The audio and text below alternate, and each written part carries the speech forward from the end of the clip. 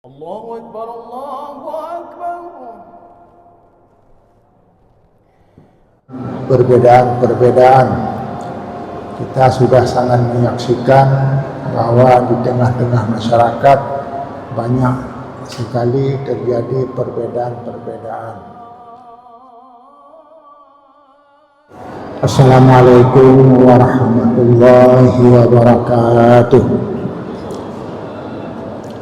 Alhamdulillahilladzi fatala alaina bi ni'matil Islam wal iman wa akramana bil ilmi wal amal.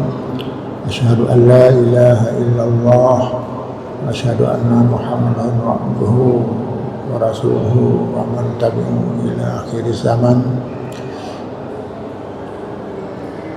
Jamaah salat maghrib yang dirahmati Allah, pada malam hari ini kita lanjutkan pengajian kita yang sudah kita terangkan dalam sebuah topik penting. Topiknya yaitu berkenaan dengan ikhtilaf atau perbedaan-perbedaan pendapat ulama. Jadi pada malam ini perlu kami tegaskan, tujuan ini semua adalah untuk menambah ilmu kita dalam rangka memantapkan amal kita sehari-hari, apalagi berhubungan dengan perbedaan-perbedaan.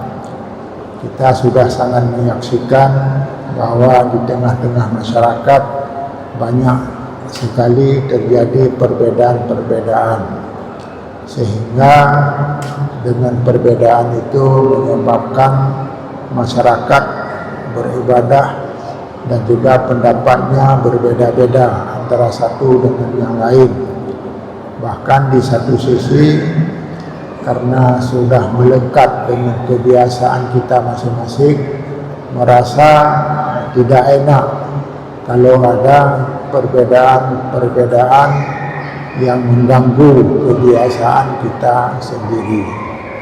Jadi dengan memahami pengajian hubungan dengan sebab-sebab perbedaan yang berhubungan dengan mazhab dan sebagainya, maka barangkali akan mengurangi pemahaman kita yang kadang-kadang selama ini ada segi negatifnya. Segi negatifnya yaitu kenapa dalam Islam itu ada perbedaan-perbedaan, sedangkan sumbernya satu, yaitu dari Al-Quran dan hadis. Kenapa tidak diseragamkan saja supaya tidak timbul perbedaan? Dan inilah sudah kita kaji, perbedaan-perbedaan pada hakikatnya adalah sebuah kebaikan kepada kita semua. Kebaikannya bukan saja karena ada yang berpendapat sebagai rahmat, tetapi perbedaan-perbedaan itu adalah terjadi karena kebutuhan. Karena kebutuhan di lapangan. Kenapa kebutuhan? Karena tidak jelas di dalam Al-Quran dan hadis, maka timbullah perbedaan pendapat ulama dalam menetapkan satu arah bidang hukumnya. Jadi karenanya pada malam hari ini kita akan membahas sekitar mazhab, sebab ada pendapat kita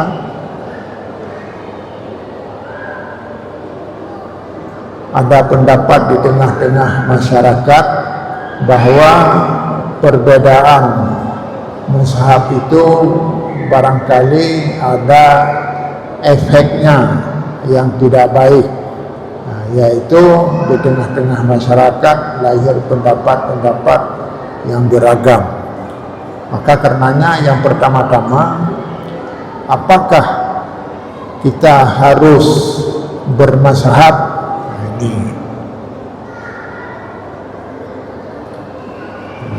Dan selanjutnya, kenapa harus bermazhab, serta bagaimana hakikat daripada adanya mazhab-mazhab itu sendiri. Jamaah yang berbahagia, kita sudah menerangkan syariat Islam ini terdiri dari dua bentuk. Yang pertama adalah muhakkamatun, sesuatu yang sudah pasti jelas di dalam Al-Quran, dan yang kedua mutasyabihat, sesuatu yang masih samar-samar, masih menerima bermacam-macam penafsiran para ulama. Kenapa ada perbedaan di antara ulama? Karena nasnya tidak jelas, karena naknya tidak jelas pada satu arah, dimungkinkan beberapa makna di satu sisi dan kesimpulan hukum di sisi yang lain. Jamaahnya berbahagia, maka di tengah-tengah masyarakat juga ada pemahaman apakah perlu kita bermazhab. Nah, ini satu pertanyaan. Kenapa kita harus bermazhab? Kan kita pegang saja kepada Quran dan hadis. Jadi dengan pegang Quran dan hadis tidak selesai. Jadi ini sebenarnya adalah lapangan para mujtahid, bukan lapangan kita rakyat, masyarakat umum. Karena yang memahami butuh dan tidak butuh adalah para mujtahid, sementara kita tidak menguasai nas. Untuk diketahui jamaah yang berbahagia, para mujtahid itu sudah menghafal sumber hukum seperti Quran sejak 10 tahun sudah hafal. Demikian pula hadis yang berjumlah 730.000 hadis, meskipun setelah disaring yang sahih adalah sekitar, yang bisa diterima sekitar 73.000. Menghafal hadis sebanyak 30.000 ini adalah sesuatu yang sulit. Maka dengan demikian lahir perbedaan-perbedaan pendapat ini dalam memahami nas itu sendiri. Baik memahami nas karena artinya yang bermacam-macam, atau contohnya saja yang mudah kita hayati adalah mengenai indah wanita. Indah wanita 3 kali suci, salah satu kuruk 3 kali suci. Itu kuruknya oleh ulama ada 2 makna, dan inilah yang digunakan makna itu oleh orang Arab. Apa makna? Yang pertama kotor, haid, yang kedua suci. Jadi dengan demikian bagi orang yang berpendapat bahwa 3 kali suci, maka orang indahnya 3 kali suci. Sementara yang berpendapat 3 kali haid, maka menunggu 3 kali haid ini ada waktu yang berbeda-beda. Jadi jangkanya waktu diterjemah akan berbeda-beda. Maka karenanya pada malam hari ini sebenarnya perlu kita pahami bahwa mazhab memang tidak ada perintah dalam Al-Quran dan hadis untuk bermazhab. Hanya saja ayatnya berbandaan fas'alu ahla zikri in kuntum la ta'lamun. Bertanyalah kepada orang yang mampu, yang mahir, yang belum kita ketahui. Itu satu. Nah, tentu waktu kita bertanya kepada orang yang mampu, yang ahli, maka pendapat orang memberi pendapat kepada orang itu juga beragam-ragam. Yang kedua, di dalam amal kita wala taqfu ma laysa laka bihi ilmun. Tidak boleh seseorang itu berpegang kepada sesuatu yang tidak dasar ilmu. Nah, ini 2 masalahnya. Kita disuruh bertanya, di sisi yang lain juga jangan kita berpijak kepada yang tidak ada ilmu, atau dengan istilah lain mengamalkan yang tidak ada ilmu. Maka mengkaji masalah mazhab di tengah-tengah masyarakat, tentu kalau di Aceh barangkali arahnya sudah banyak yang jelas. Artinya yang jelas bahwa orang ini mengikuti mazhab. Tapi ada juga di dalam daerah-daerah bahkan negara-negara lain tidak berpegang kepada mazhab, apalagi satu mazhab. Jadi kenapa tidak berpegang? Karena nas tidak memerintahkan berpegang pada satu mazhab. Jadi dengan demikian terjadilah perbedaan-perbedaan ketika mengamalkan sebuah hukum. Bahkan ada orang yang tidak ikut mazhab. Mungkin ada orang yang berpendapat, itu apa mazhab? Tambah-tambah masalah saja. Ikut saja Quran dan hadis sebagaimana yang telah diterangkan. In tanaza'tum faruddu ilallahi war rasul. Bila ada perbedaan, maka kembalilah kepada Quran dan hadis. Kita kembali saja kepada Quran dan hadis. Maka tidak perlu mengikuti mazhab. Maka pada malam ini kita jawab. Pada hakikatnya kita tidak diperintahkan untuk ikuti mazhab. Tetapi yang menjadi masalah, mengikuti mazhab itu adalah kebutuhan dan kenyataan. Makna kebutuhan apa? Dalam istilah ilmu usul fiqh itu disebut dengan hajiyah.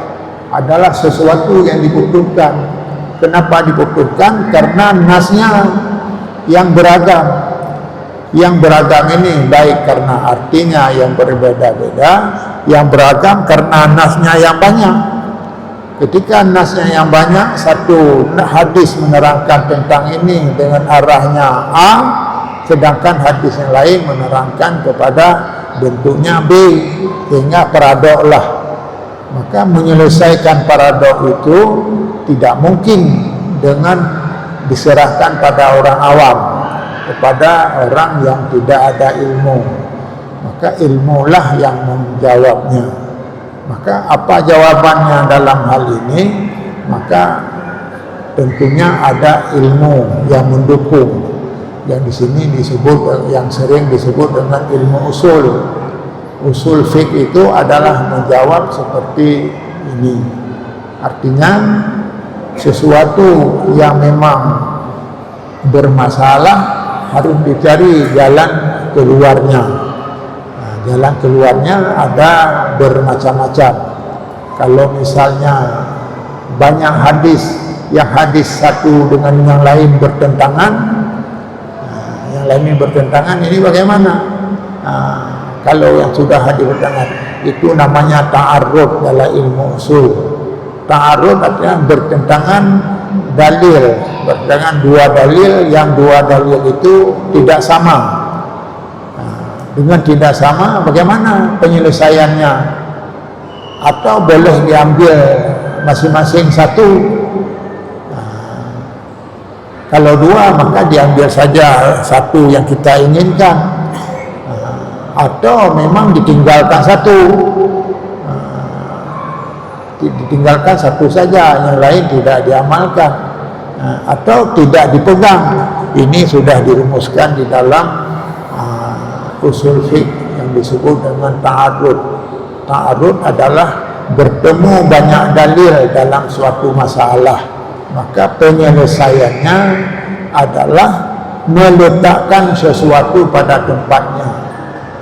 Ini ada rumusnya. Mungkin ini bukan bahan masyarakat umum, tapi masih bahan para ulama, yaitu dengan cara, kalau memang dia satu umum, yang satu khusus, maka yang khusus itu mentaksiskan yang umum tadi.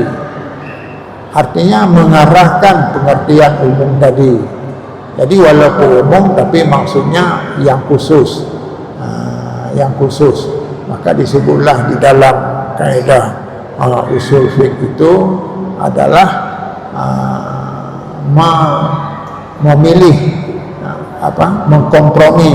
Maka disebutlah dengan kaidah usul adalah al-hamal aula minan nakal. Meletakkan sesuatu pada tempatnya, itulah jalan keluarnya.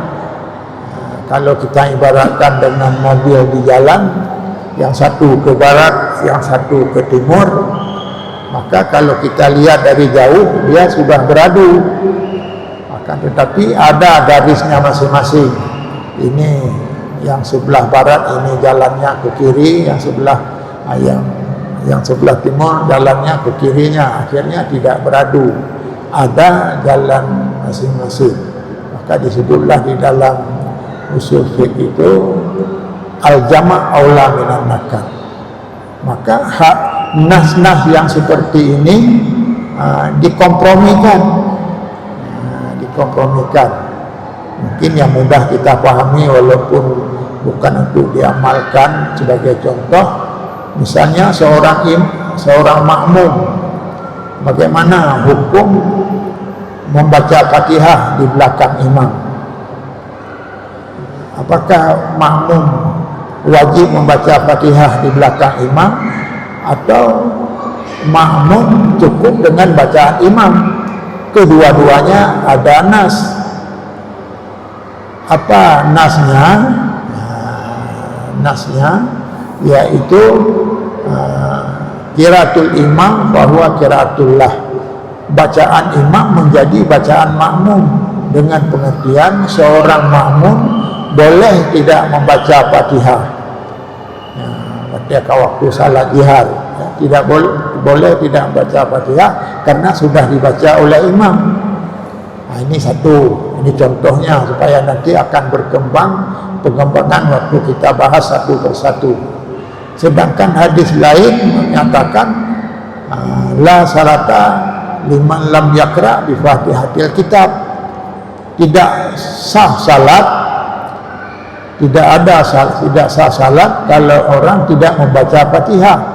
Satu hadis mewajibkan baca, sedangkan hadis yang lain menyatakan ya, tetapi kalau makmum sudah cukup dengan bacaan imam. Ini contoh yang disebut tadi ta'arud. Di sini ada tanakut dan sebagainya. Jadi dalam kaitan dengan ini demikian, karenanya perlulah kita harus mengikuti pendapat-pendapat ulama. Pendapat ulama itulah yang disebut dengan pertama-tama yaitu mazhab.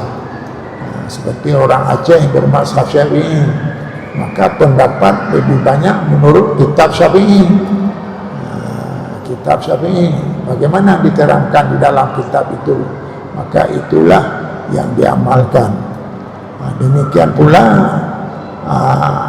dalam hal-hal yang lain, maka dengan demikian makna kita membukukan mazhab pada hakikatnya adalah membutuhkan ketegasan mana yang kita pilih ketika berhadapan dengan masalah-masalah di lapangan.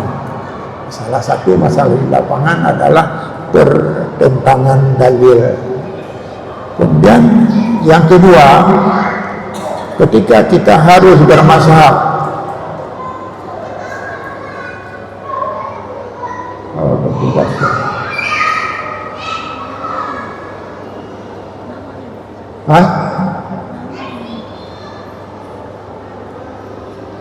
jadi petugas ini yang penting.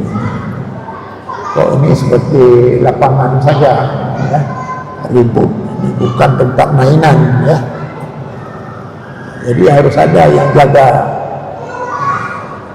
Anak-anak mana tahu dia, di mana saja tempat dia tetap suka bermain.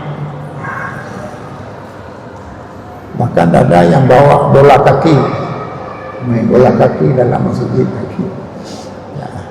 Baiklah, kita teruskan. Jadi kenapa kita bermazhab adalah kebutuhan. Kenapa harus mazhab Syafi'i? Ini karena guru kita adalah Imam Syafi'i.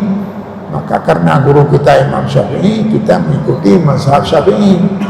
Tidak mungkin kita pilih satu mazhab dalam semua mazhab. Dalam semua mazhab tidak boleh. Kita pilih mazhab ini, mazhab itu, sehingga dalam amal kita bahkan ada yang memilih yang mudah-mudah dalam mazhab. Ini tidak dibenarkan. Jamaah yang berbahagia, maka dengan demikian jelaslah bahwa kita bermazhab ini adalah hajiyah, kebutuhan di lapangan. Kebutuhan di lapangan. Hanya saja ada pendapat yang menerangkan bahwa mazhab apakah 4 atau boleh banyak.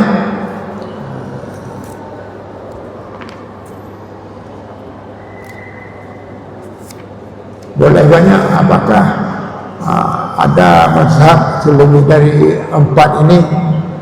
Maka pengertiannya sudah pernah dijelaskan. 4 ini adalah yang ada bukunya, yang ada kitabnya tersusun rapi, dan ini adalah hasil dari pengajian ulama-ulama yang dicatat. Dengan demikian apa kesimpulannya? Imam mazhab tidak membentuk mazhabnya. Misalnya Syafi'i, ini mazhab Syafi'i, mazhab Syafi'i, maka bentuknya adalah seperti yang diungkapkan oleh Syafi'i. Dengan demikian apa pengertian daripada hal-hal yang berhubungan dengan mazhab Syafi'i ini adalah karena kita sudah banyak belajar tentang Imam Syafi'i. Ketika kita berada di negeri lain, termasuk di Arab Saudi, sudah berlaku mazhab lain, yaitu mazhab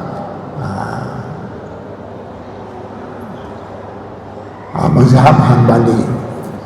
Jamaah yang berbahagia, kita sudah terangkan kemarin supaya lebih jelas arahnya. Apa lebih jelas? Masalah mazhab ini bukan sesuatu yang wajib diikuti.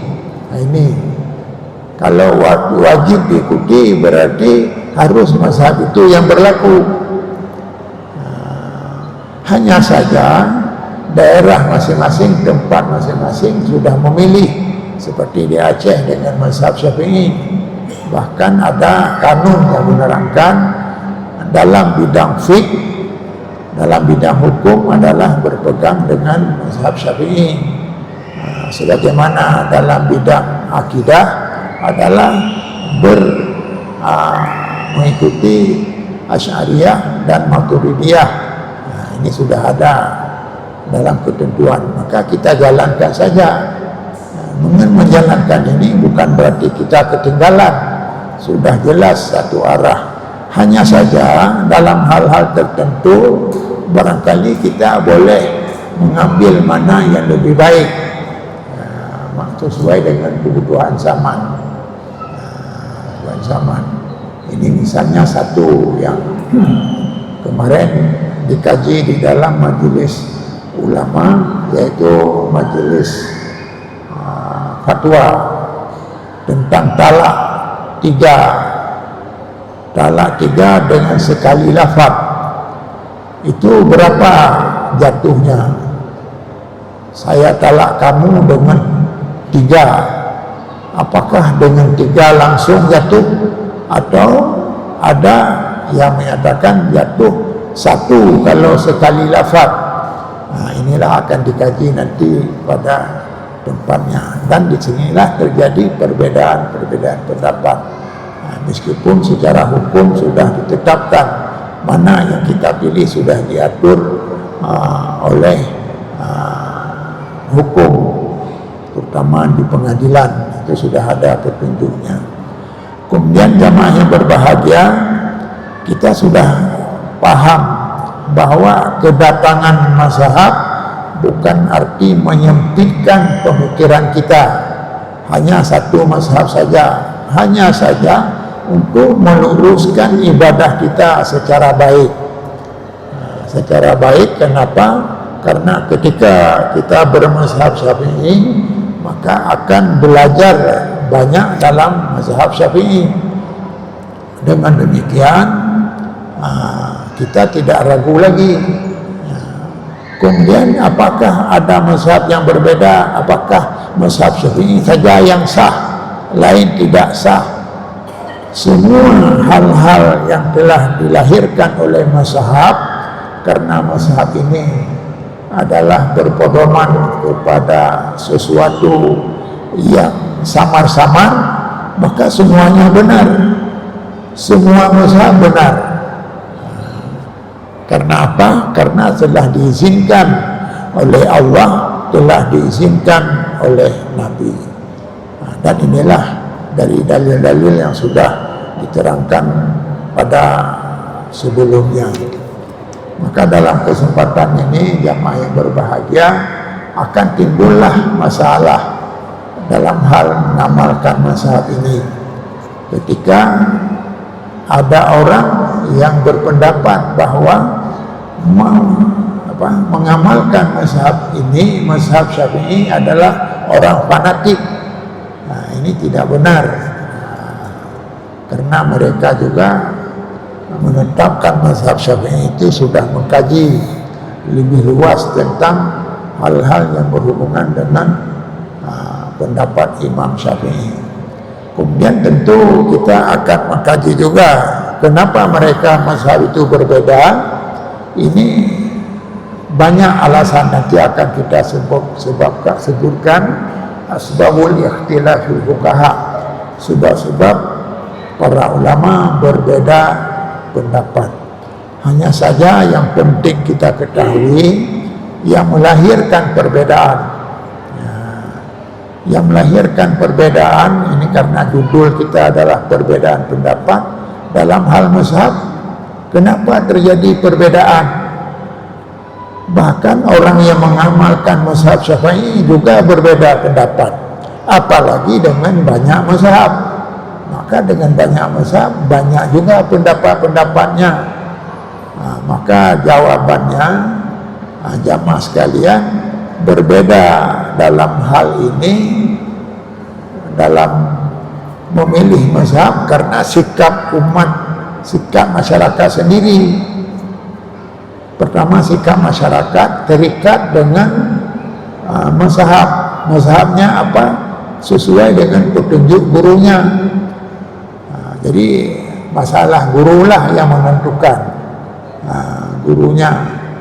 Dan gurunya itu pun ada dua macam. Ada yang berdasarkan nas, bahkan bisa juga berdasarkan kitab. Ada juga yang memang pendapatnya berdasarkan tradisi, kebiasaan. Maka inilah awal dari perbedaan pendapat. Perbedaan pendapat dalam mazhab Syafi'i itu sendiri karena tidak semua komit dengan nilai-nilai mazhab Syafi'i. Ada sesuatu yang sudah terjemahkan dengan kearifan lokal kalau bahasa sekarang.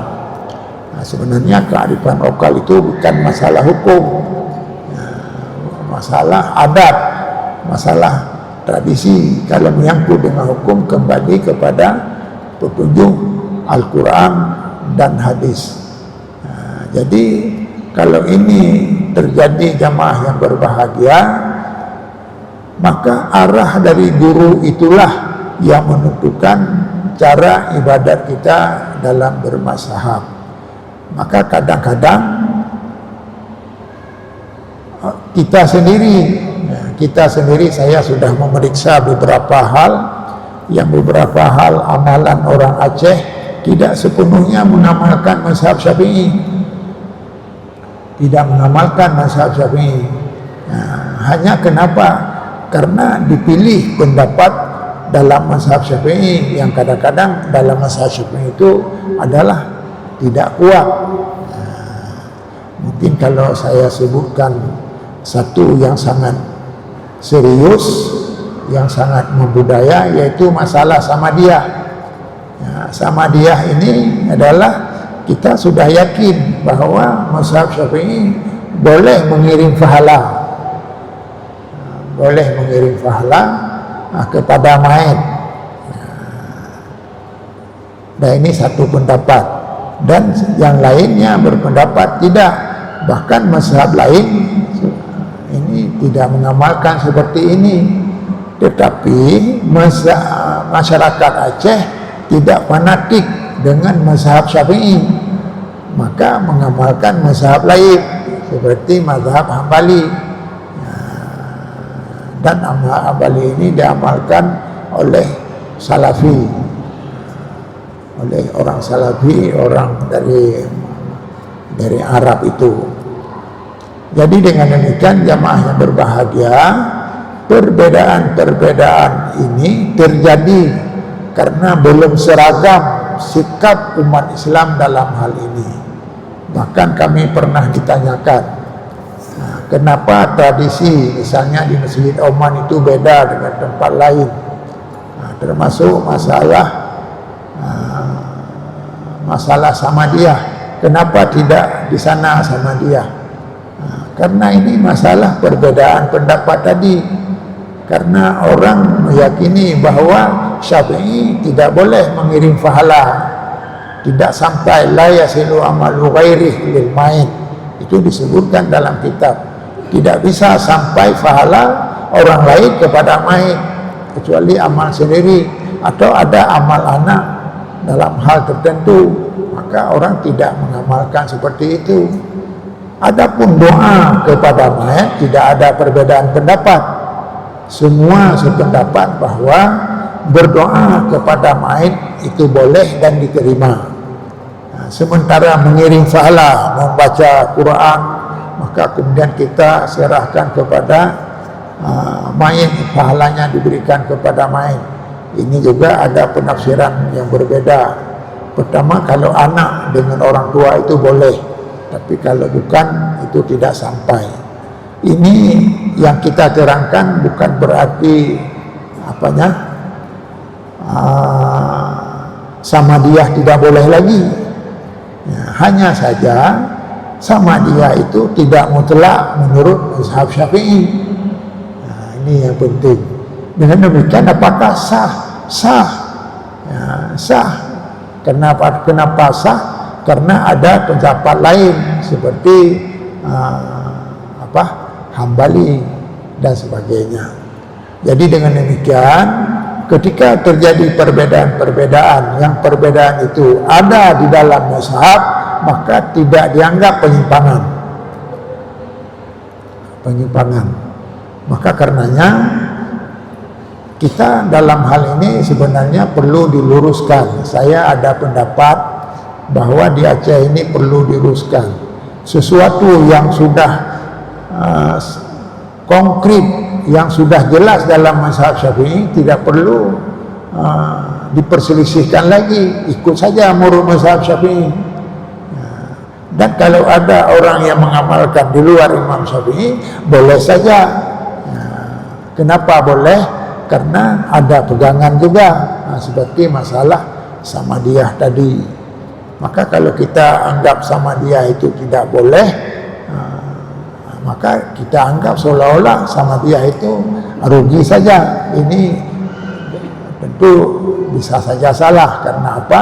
Ada mazhab yang menyatakan boleh. Ini banyak hal yang dalam mazhab Syafi'i sebaliknya dalam pengamalan di tengah-tengah masyarakat. Dan belum pernah ada penelitian yang saya serius. Maka karenanya saya tidak memberi pendapat bahwa kita tidak boleh bersamadiyah, karena ini menyimpang dengan tradisi masyarakat dan akhirnya akan menjadi perselisihan yang besar, yang lebih banyak. Maka ikut saja. Hanya saja yang lebih penting kita belajar. Kita belajar, dengan belajar sudah tahu persis apa yang sebenarnya dikehendaki dalam sebuah amal ibadah kita. Kemudian yang lebih penting jamaah yang berbahagia, mazhab-mazhab yang sudah ada ini semuanya tujuannya baik. Tidak ada mazhab yang paling benar adalah Syafi'i. Bahkan kalau Imam Syafi'i sendiri mengaku kehebatan mazhab lain, seperti mazhab Hanafi. Demikian pula mazhab muridnya Hambali. Ini diterangkan dalam beberapa sejarah, bagaimana sejarah sangat menghormati. Ada ulama lain sudah wafat, maka Syafi'i mengunjunginya. Maka ada yang bertanya, kenapa ini mazhab kenapa mengikuti pendapat orang yang sudah meninggal, itu Imam Hanafi. Karena Imam Hanafi adalah orang yang paling cerdas, orang yang banyak ilmu, jawaban Imam Syafi'i dan sebagainya. Yang lebih penting pada akhir pengajian hari ini adalah perbedaan-perbedaan ini sangat luas, nanti akan diuraikan lebih jauh satu persatu, dan satu persatu itu pun tidak perlu dipegang. Misalnya saya membuat pengajian di masjid ini dengan arah seperti itu, maka itulah yang paling benar. Tidak, boleh saja yang lain, tetapi hanya kita mengamalkan menurut keyakinan kita masing-masing. Jadi dengan demikian jamaah yang berbahagia, tidak boleh ada di antara kita yang berpendapat keras, kasar, dengan caci-caci yang tidak sesuai dengan mazhab kita. Apalagi ada yang tidak cocok dengan kita kafirkan, kita menyatakan sesat. Dan kemarin juga saya menyebutkan tentang ada yang berpendapat berbeda dengan mazhab, itu dianggap murtad. Nah, ini sebenarnya yang saya angkat itu bukan sekarang, itu masa saya kecil. Masa saya kecil, waktu pulang dari Dayah diterangkan bagaimana dengan praktek ada seorang orang kampung yang prakteknya berbeda dengan mazhab Syafi'i. Maka dijawab, itu sudah orang murtad. Inilah yang tidak boleh. Kenapa tidak boleh? Kalau murtad berarti kafir. Kalau kafir berarti kita sudah menuduh orang lain itu bukan Islam. Man da'a rajulan bil kufri au qala ya aduwallah wa laysa kadzalik illa hara alaihi. Hadis muttafaqun alaih. Imam Bukhari dengan Muslim itu sependapat. Hadisnya diriwayatkan. Orang yang menuduh seseorang dengan kafir atau berkata kepada orang lain, ini kamu musuh Allah, sedangkan faktanya tidak, dia menjaga nilai-nilai syariat yang baik, tapi mungkin ada bidang yang berbeda. Ternyata tidak seperti itu.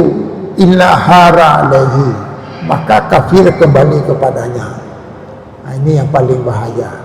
Jadi bila kita tuduh orang kafir, akan kembali kepada kita kalau memang tidak jelas bahwa dia benar-benar kafir. Nah, ini satu. Dan hadis ini hadis sahih, muttafaqun alaih. Hadis yang kedua, ini ada 5 hadis, tapi kita tidak perlu sebut hadis-hadis yang lain yang kadang-kadang tidak sekuat hadis ini. Marrama mu'minan bil kufri fahuwa ka qatlihi.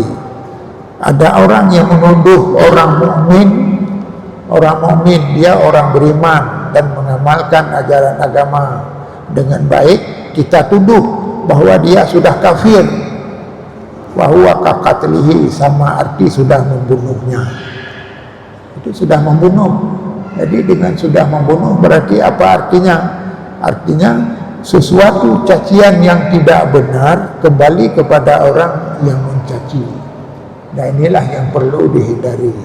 Dan saya rasa masyarakat Aceh sudah mulai memahami dalam hal ini. Tentang keadaan kami, tentang keadaan yang tadi saya katakan, bahwa saya pernah dituduh ini dan itu, saya tidak pernah marah. Kenapa tidak marah? Karena orang yang menuduh itu melahirkan pahala kepada yang dituduh. Satu. Yang kedua, menghapuskan dosanya. Misalnya saya berdosa, maka akan menghapuskan dosa. Maka dengan demikian jamaah yang berbahagia, dalam hal-hal khilafiyah tidak perlu kita saling caci, marah dan sebagainya. Tetapi yang lebih penting kita mengamalkan sesuai dengan keyakinan, dan keyakinan itu harus ditopang, didukung oleh ilmu yang kita pelajari. Wabillahi taufiq wal hidayah. Wassalamualaikum warahmatullahi wabarakatuh. أعوذ بالله السميع العليم من الشيطان الرجيم. بسم الله الرحمن الرحيم. لقد جاءكم رسول من أنفسكم عزيز عليه ما عنتم حريص عليكم بالمؤمنين رؤوف رحيم. ويقول إن الله وملائكته يصلون على النبي يا